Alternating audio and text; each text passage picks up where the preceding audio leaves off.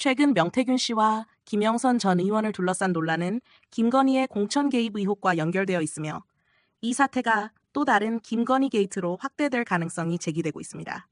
명태균 씨는 2022년 보궐선거 당시 김영선 전 의원의 공천 과정에 관여한 혐의를 받고 있으며 이후 김영선 전 의원에게 약 6천만 원을 수수한 사실이 확인되었습니다. 이 금전 거래는 정치자금법 위반 의혹을 받고 있으며 특히 김영선 전 의원이 자신의 세비 절반을 명태균 씨에게 현금으로 입금했다는 녹취가 공개되면서 의혹이 더욱 커지고 있습니다. 명태균 씨가 김건희와의 관계를 통해 선거 과정에서 영향력을 행사했다는 녹취와 문자가 존재한다는 주장이 제기되고 있습니다. 이는 정치적 이해관계가 복잡하게 얽혀 있을 가능성을 시사합니다. 김영선 전 의원은 이러한 의혹에 대해 명태균 씨와의 금전 거래가 선거 자금과는 무관한 채무 상환이라고 주장하고 있지만 검찰은 명태균 씨가 다른 지자체 후보들과의 금품 거래에 대해서도 수사를 진행하고 있으며 돈의 출처와 대가성에 대해 면밀히 조사하고 있습니다.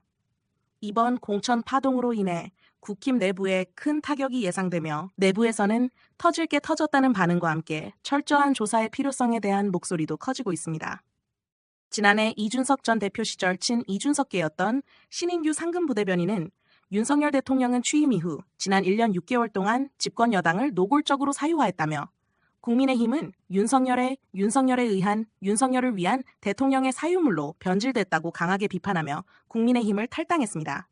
최근 신인규 변호사는 진보 유튜브 채널에 출연해 국힘과 이준석, 윤석열 정권에 대해 비판적인 발언을 이어가고 있습니다. 또한 뉴스토마토에 출연하여 이 정도면 국민의힘을 해체시켜야 한다며 논리적인 설명과 함께 쓴소리를 쏟아냈습니다. 영상 보시겠습니다. 저는 오늘 뉴스토마토의 단독 보도를 통해서 그동안의 미스테리로 남았던 수돗물 먹방의 진실이 밝혀졌다.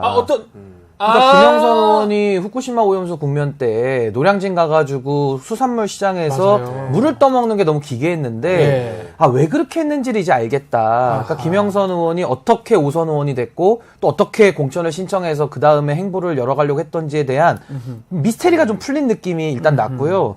우리 황희두 이사님께서는 1950년도를 말씀하셨지만 저는 1590년대 아니냐. 임시대란이에요, 그거는. 아니 정말로 왜냐하면 임시대란 저 직전에 이게 현대판 매감 매직입니다. 네. 현대판 매감 매직이라서 지금 김건희 씨가 공천 개입을 했다 이 자체만으로도 세상이 좀 뒤집어지는데 이제는 공천 거래까지 나옵니다. 그러니까 공천을 매개로 공천이라는 걸 대가로 해서 내가 당신 시켜줬으니까 월급 반 내놔. 이거는 지금 상상을 초월하는 일이 지금 발생했기 때문에 저는 이제 김영선 의원부터 다 대답을 해야 될 거고요. 더 중요한 것은 과거에 박근혜 최순실은 둘이 공모해서 국정농단을 일으키고 기업들의 돈을 뜯었습니다. 그래서 이제 재단 만들고 뭐 평창올림픽 해먹은 거거든요. 여기는 김건희, 명태균이 손을 잡고 윤석열 대통령을 이용을 해서 결과적으로 정당을 삥 뜯은 겁니다. 아이고야. 정당의 공천권이라고 하는 정말 국민들을 위해서 일해야 되는 일꾼들을 뽑아야 되는 민주주의의 최대의 핵심적인 역할을 하는 공천을 사고 판 것이죠. 그러니까 명태균 씨가 자랑스럽게 월급 반 내놔라. 그 지분은 내가 50% 갖고 있다. 이게 뭐 하는 겁니까? 이게 뭡니까? 심각한 상황입니다. 그 이준석 의원하고 천하람 의원이었나요? 두 사람 땅 파고 뒤에서 코 파고 땅 파고 요 모습이죠. 요 모습인데 요거는 또 어떤 의미가 담겨 있는지 사실 좀 귀괴합니다, 사실은. 저걸 씹는 모습, 또 명태균 씨는 뭐를 말하려고 했던 건지. 결국은 지금 보면, 뭐, 개혁신당도 얘기를 좀 해야 될 것 같아요. 그냥 넘어갈 수 있는 내용이 아닌 것 같거든요. 근데 저는 이제 여기서 또 한 번 제가 핵심을 잊지 말자는 차원에서 상기시켜드리고 싶은 것은 지금 이준석 의원에게 우리가 해명을 요구하는 것도 김건희 씨의 권력을 등에 업은 공천 개입, 그러니까 국정 농락 사건의 직접 이해 당사자 내지는 직접 관계자이기 때문에 우리가 묻는 겁니다. 그렇죠. 그러니까 이 부분을 다시 한번 강조하고 싶고 이준석 의원은 본인 스스로를 선거 중독자라고 표현한 적도 있고요. 본인이 대선과 지선을 모두 이긴 당대표인데 억울하게 축출당했다 이제 이런 논리를 늘 유지해왔던 분이거든요. 근데 이준석 대표는 선거 중독자, 명태균 씨는 선거 조작자거든요. 그러니까 지금 이게 중독자와 조작자가 만나서 도대체 칠불사에서 나무를 심고 뭐 하고 있는 건지 국민들은 굉장히 이게 지금 기괴한 겁니다. 기괴하죠. 기괴하고 해괴한 겁니다. 이런 거 처음 보기 때문에. 네. 아까 제가 말씀드린 대로 아니, 공천 개입만으로도 나라가 지금 뒤집어질 상황에서 공천을 가지고 거래하면서 저는 국회의원 월급에다가 지분 50% 걸어놓는 걸 처음 봤어요. 처음 봤어요. 네. 이게 무슨 주식 투자하는 것도 아니고 50%는 내 거야. 그 세비 국민들의 세금으로 주는 세금을 세비거든요. 내잖아요. 네. 어떻게 거기에다가 50%를 내놓으라고 하고 또 김영선 의원이라는 사람은 50%를 또 낼름낼름 주려고 지금 하고 있는 이런 지금 녹취들이 나오고 네. 있는 건데 이런 사람을 어떻게 공천을 줄 수가 있죠? 그러니까 이준석 의원은 이제 와가지고는 대선 지선의 승리의 공은 내 거고 공천 과정에서 발생한 문제점은 윤상현 의원 가져가라. 지금 이거 아닙니까?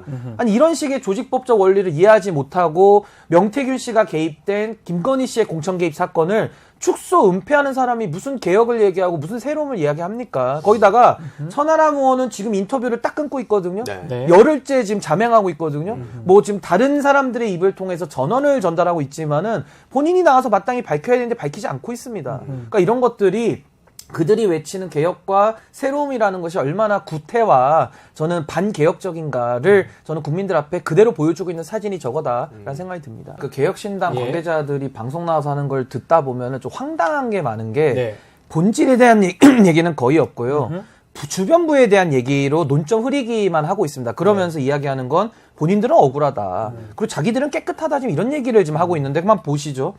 지금 공천 개입 사건 김건희 씨가 관련된 게 지금 쏟아져 나오고 있는데 여기에 대해서 이준석 의원은 직접 당사자인데 선의의 조언이다. 완결성이 부족하다. 이런 입장을 견지하고 있고요. 네. 이 현재까지 입장입니다. 그래서 제가 김건희 씨의 공천 개입이 범죄인지 아닌지 중대 범죄인지 아닌지를 제가 묻고 있는 겁니다. 그렇죠. 이게 이제 질문하고 핵심인 있는 거죠. 거고 허은하 당대표는 이 사안에 대해서 김영선 의원의 실패한 로비다로 프레임을 바꾸고 있거든요. 네. 아니 실패한 로비고 성공한 로비고는 개혁신당에서 칠불사에서 논의할 때 네. 차담에 나왔던 얘기일 뿐이지 지금 우리가 궁금한 것은 왜 김건희 씨의 공천 개입에 대해서 왜 축소 은폐하느냐. 왜 야당이면 여기에 대해서 목소리를 같이 내도 모자랄 판에 왜 자꾸 이건 범죄 아니야 라면서 왜 성역을 만드느냐. 그러니까 예를 들어 뇌물을 뇌물이라고 못 부르지 않습니까? 네. 권익위원회가 그렇게 하고 있거든요. 왜 이준석 의원이 권익위 같이 굴고 있냐. 이 얘기입니다. 권익이냐. 아주 쉬운 거예요. 그리고 네. 천하람 의원은 왜 지금 가서 나무만 심고 있냐.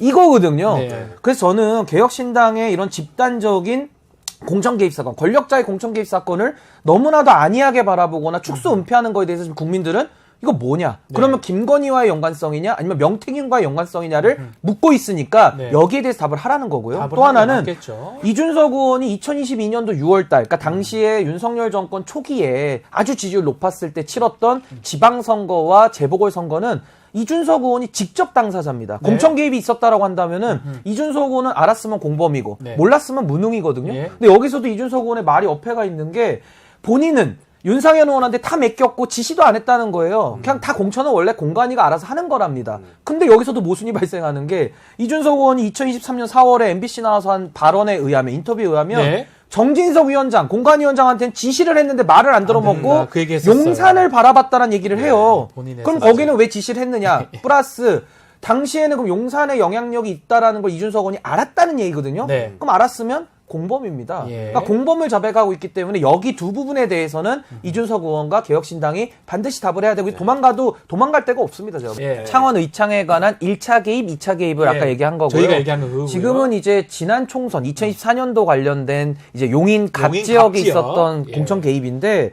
이 사건을 통해서 우리가 알 수 있는 건 뭐냐면요. 공천 개입이라는 것이 전방위적으로 이루어졌구나. 아. 이게 핵심이고요. 그럼 전방위가 어디까지냐? 2022년도 6월 달에 지방선거까지 봐야 되는 겁니다. 다 봐야 된다. 그러니까 대형 선거가 지금 두세 개가 지금 연관돼 있는 게 그렇죠. 핵심이고요.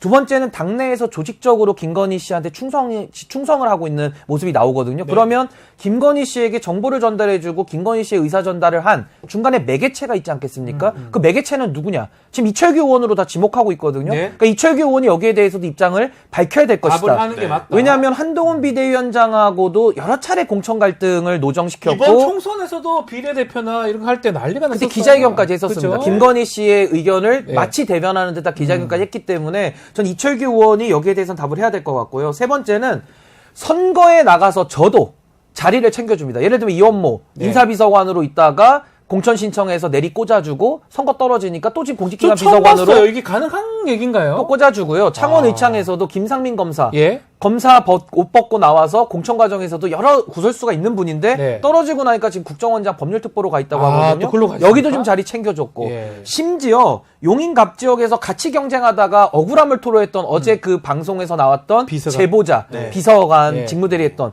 이분도 지금 자리를 챙겨줬어요. 아, 다 자리는 또 받네요. 그러니까 이게 뭐냐면 자리는 다 받네요. 선거 개입을 시도했고 선거 떨어진 사람도 자리 챙겨줄 뿐만 아니라 공천사 개입 사건의 피해자들까지도 자리를 챙겨줌으로써 마치 그 이종섭 호주 대사 자리 챙겨주듯이 공직을 갖다가 본인들의 권력 사유화에 입막음으로 지금 다 쓰고 있다. 이게 세 번째고. 네. 그럼 이제 저는 여기서 우리가 어느 결론에 이르냐면 네. 이번 공천은 김건희 공천입니다. 그럼 김건희가 뭐길래 공천을 합니까? 그리고 정당이라는 국민의힘은 왜 김건희 한 사람한테 이게 노란합니까? 그러니까 완전히 정당의 민주성을 잃어버린 거거든요. 그래서 저는 과거에 박근혜 최순실은 기업 돈을 뜯었다라고 한다면은 네. 지금 김건희와 명태균과 뭐 이철규 등등등의 사람들은 이 정당의 공천권을 갖다가 뜯어먹은 거거든요. 그럼 예. 어떻게 되느냐? 우리 헌법 8조 사항에는 정당이 반민주적으로 운영될 때는 정당 해산 사유에 해당하거든요. 네. 전 이제 국민의힘은 이쯤 가면은 정당 해산 심판을 정부가 제소할 수 있는데 이걸 좀 검토해야 될 상황까지 온 거 아니냐. 정당의 민주성은 이준석 대표를 축출하는 그 과정에서도 있었지만 이 공천 개입 사건에서는 더 심각해졌다. 전 정당 해산 심판까지도 고려할 상황이 돼버렸다라는 생각이 듭니다. 그리고 독재라는 말도 이게 부족한 게 독재자도요. 네. 나라를 위하는 경우가 덜어 있습니다. 독재자가. 그래서 이제 우리가 그런 거를 비판도 하죠. 뭐 예를 들면 싱가포르 같은 경우도 거의 이제 뭐 대를 이어서 하지만은 네. 뭐 나라를 발전시키는 경우가 있으니까 미칸유 쪽 말하는 예, 거죠? 독재를 우리가 구별해서 본다면 지금 이 상황은 왕정이죠, 왕정. 그러니까 저는 공화국 체제를 우리가 지금 유지하고 우리 헌법이 선언하고 있는데 지금 이 상황은 공화국이 아니라 김건희 왕정 시대입니다.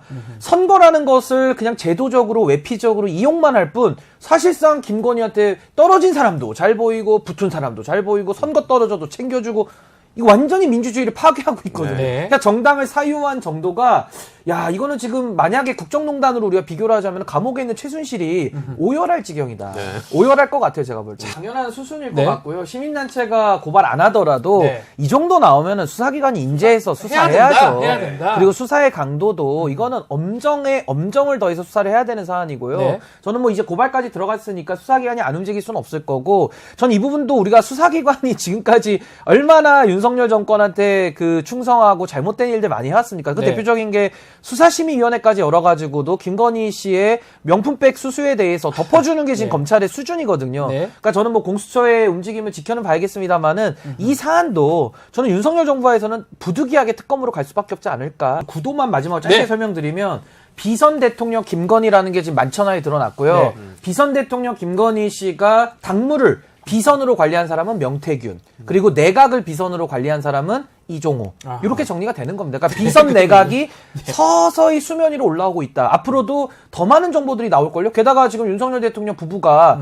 개인 휴대전화를 지금 많이 쓰다는 거는 모두가 알고 있잖아요. 판사가 판결할 때 무슨 그 사건 현장에 타임머신 타고 가서 봅니까? 그냥 재판 현장에서 녹취록이든 증언이든 증거가 현출이 되면 판사가 믿을만하다 그러면 유죄 나오는 거거든요. 유죄예요. 네. 저는 제가 재판관은 아니지만은 지금 뉴스 보도를 통해서나 녹취록을 통해서 나온 것만 봐도요. 합리적인 사람이라면 당시 상황 추측이 가능합니다. 그게 우리가 가지고 있는 신이 선물로 준 이성이라는 거예요. 이성을 발휘하면 네. 지금 이 상황의 조각들이 어느 정도는 맞춰진다. 이걸 아무리 허풍이다, 조작이다 우겨도 조작범 눈에만 조작으로 보이는 거예요. 네. 일반인들의 시각에서는 다 진실을 판단할 능력을 가지고 계시다. 우리 국민들이 다 보고 계신다고 저는 봅니다.